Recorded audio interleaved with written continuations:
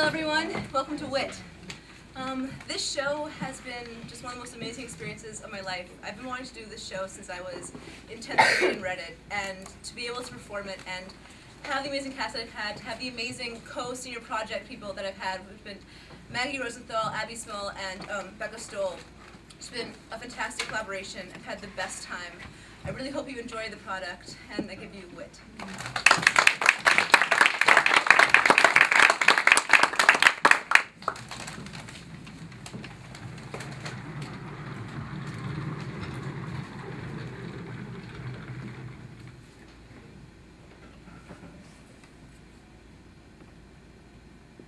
Hi. How are you feeling today? Great, that's just great. This is not my standard greeting, I assure you. I tend towards something a little more formal, a little less inquisitive, such as say hello. But it is the standard greeting here. There is some debate as the correct response to this salutation. Should one reply, I feel good, using feel as a copulative to link the subject I to its subjective complement good, or I feel well, modifying with an adverb the subject's state of being. I don't know. I'm a professor of 17th century poetry, specializing in the holy sonnets of John Donne, so I just say fine. Of course, it's not very often that I do feel fine. I have been asked, how are you feeling today, while I was throwing up into a plastic wash basin. I have been asked as I was emerging from a 4-hour operation with a tube in every orifice, how are you feeling today? I'm waiting for the moment when someone asks me this question and I am dead. I'm a little sorry I'll miss that. It is rather unfortunate that this remarkable line of inquiry has come to me so late in my career.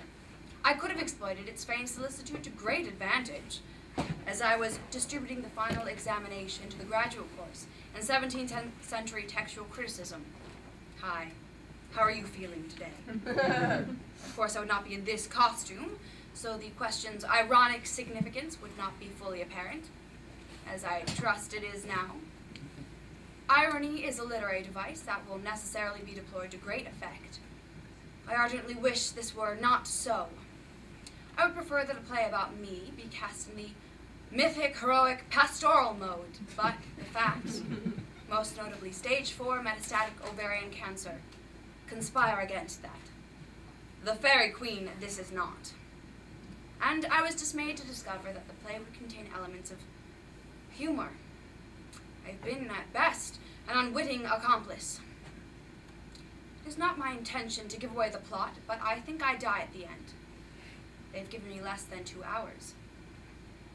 If I were poetically inclined, I might employ a threadbare metaphor, the sands of time slipping through the hourglass, the 2-hour glass. Now our sands are almost run, more a little, and then dumb. Shakespeare. I trust the name is familiar. At the moment, however, I am disinclined to poetry. I've got less than 2 hours. Then, curtain. I'll never forget the time I found out I had cancer. You have cancer. See? Unforgettable.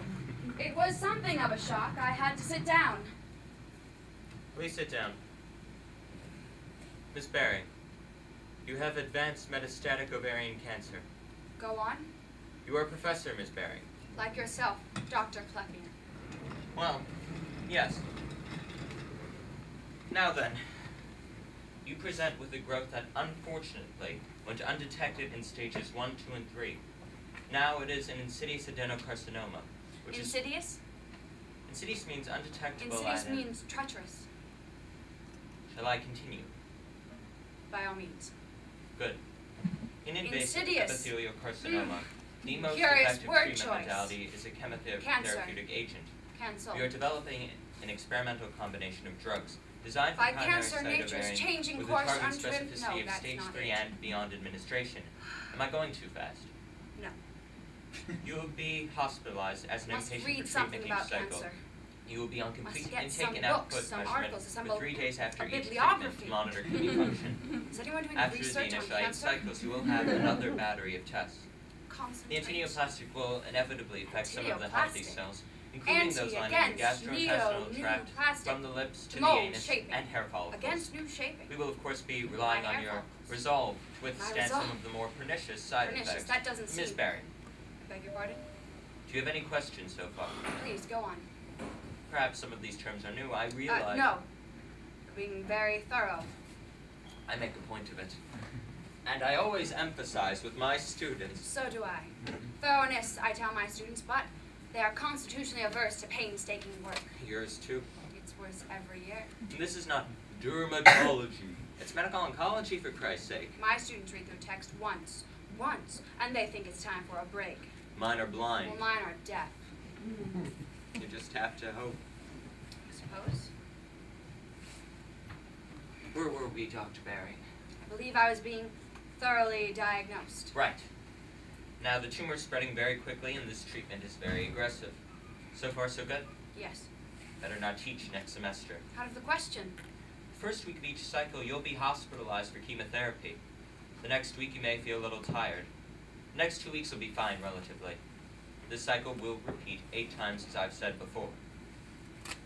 8 months like that?